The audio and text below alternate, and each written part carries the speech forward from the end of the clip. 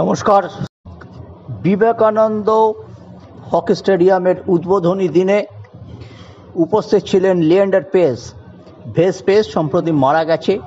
কলকাতায় অ্যাস্ট্রোটার্ফের হকি যাতে হয় সেই আন্দোলনে একটা বড় ভূমিকা ছিল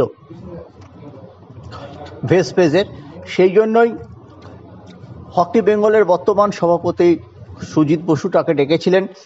উপস্থিত ছিলেন যার আমলে এই জমিটা বিএইচএ বা আজকের হকি বেঙ্গল পেয়েছিল সভাপতি হিসেবে গুরবক্স সিং।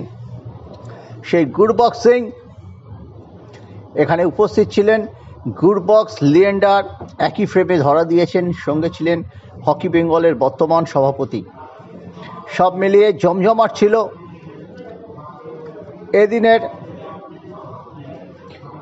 পরিবেশ। প্রথম ম্যাচে উড়িষ্যা 11 3-1 গোলে বিএনআরকে হারিয়ে দিয়েছিল। 50 মিনিট পর্যন্ত বিএনআর দারুণ প্রতিদ্বন্দ্বিতা করে, তারপর তাদের প্রতিরোধ ভেঙে যায়।